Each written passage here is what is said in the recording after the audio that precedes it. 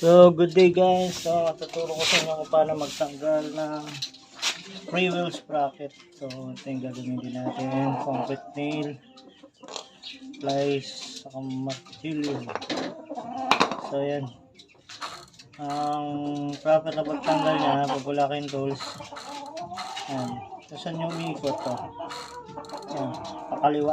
Pakaliwa natin siya pupukin. Yan. Kasi pag kanan, taipit ko. Gawin natin pakaliwa. Yan.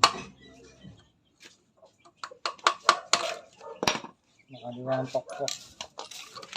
Yan. Meron lang siya kasimple. Ayan.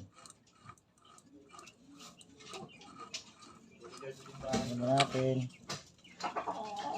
Ayan. Tapos paliguan na lang natin ng WD-40 ito. Ayan. Meron lang ang tanggal ng free wheel sprocket. Yun. Thank you. Ayan, tapos linisin natin ang ayan, WD-40.